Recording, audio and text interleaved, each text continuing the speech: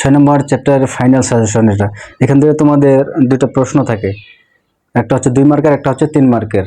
তো 2 মার্কের দুটো প্রশ্ন থাকে, তার মধ্যে একটা করতে হয়, আর 3 মার্কের দুটো থাকে, তার থেকে একটা করতে হয়। তো আমি এখানে 2 মার্কের বেশ কয়েকটা প্রশ্ন দিয়েছি, 6-7টা, তার মধ্যে দুইটা কোশ্চেন তোমরা পাবে, এবং 3 মার্কের দুইটা দিব, সেখান থেকে একটা তুমি পাবে। তো দেখা যাক 2 মার্কের প্রশ্নগুলো।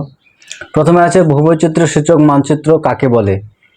তারপরে আছে উপগ্রহ চিত্রের সংজ্ঞা দাও। তো ভূবৈচিত্র্য সূচক যে মানচিত্র, এই প্রশ্নটা খুবই গুরুত্বপূর্ণ একটা প্রশ্ন। তারপরে প্রশ্ন হচ্ছে উপগ্রহ চিত্রের সংজ্ঞা, এটাও খুব একটা গুরুত্বপূর্ণ প্রশ্ন। তো এগুলো তোমরা ভালো করে পড়বে, 6-7টা, বা সেখান থেকে 6-7টা পড়লে তোমরা দুইটা কমন পাবে, যে কোনো একটা লিখতে হবে। তো এগুলো খুব বেশি একটা প্রশ্ন না, এটা ফাইনাল সাজেশন। 3 নম্বর প্রশ্ন হচ্ছে কৃত্রিম উপগ্রহ কাকে বলে। 4 নম্বর প্রশ্ন ভূ সমলয় উপগ্রহ কাকে বলে। 5 নম্বর প্রশ্ন জিও স্টেশনারি উপগ্রহ কি। তারপরে 6 নম্বর প্রশ্ন হচ্ছে সান সিনক্রোনাস উপগ্রহ কাকে বলে। 6টা হয়ে গেল। লাস্ট প্রশ্ন হচ্ছে রিমোট সেন্সিং কাকে বলে বা দূর সংবেদন কি। এগুলো হয়ে গেল তোমাদের 2 মার্কের। এখান থেকে তোমরা দুইটা প্রশ্ন পাবে, 110%। এখান থেকে দুইটা প্রশ্ন থাকবে, একটা লিখতে হবে, চোখ বন্ধ করে এগুলো পড়ে যাবে, তার মধ্যে দুইটা কোশ্চেন পেয়ে যাবে।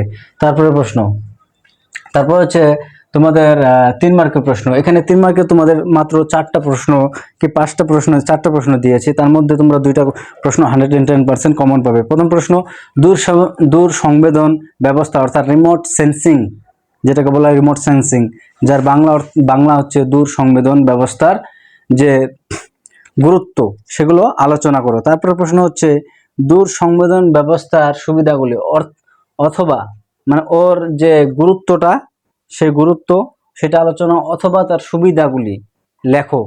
প্রশ্ন একটাই হয়ে গেল। তারপরে প্রশ্ন হচ্ছে যে ভূবৈচিত্র্য সূচক মানচিত্র এবং উপগ্রহ চিত্রের মধ্যে পার্থক্য লেখো বৈশিষ্ট্য সহ।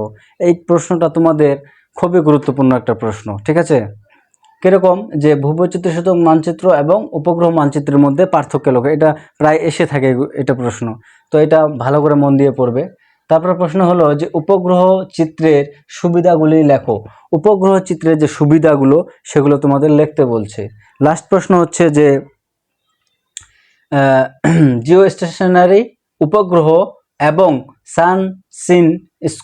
সানসিনক্রোনাস উপগ্রহের মধ্যে পার্থক্য লেখো। এটা আমি তোমাদের বাই চান্স দিয়েছি। উপরে যে 3টা প্রশ্ন আছে, এখান থেকে তোমরা একটা কমন পেয়ে যাবে, ঠিক আছে। তো এটা আমি বাই চান্স দিয়েছি। তো এই 4টা প্রশ্ন 3 মার্কের তোমরা পড়বে, এখান থেকে তোমরা 2টা প্রশ্ন পেয়ে যাবে, টেনশন নেই, 100%। তো এখান থেকে 2 আর 3 5 মার্ক তোমরা চোখ বন্ধ করে এই সাজেশনটা থেকে পাবে, ঠিক আছে। তারপরে যে চ্যাপ্টার নাম্বার 5 আছে, সেটা আমি তোমাদের একটু দেরি দিব, কারণ টাইম লাগছে। সাজেশন বানানো মানে কলা ছিলে খাওয়ার মতো ব্যাপার না, এটা অনেক সময় লাগে, এবং তোমাদের জন্য ভালোভাবে সেটাকে প্রিপেয়ার করতে হয়, ঠিক আছে। তো 5 নম্বর চ্যাপ্টারটা 2 দিনের মধ্যে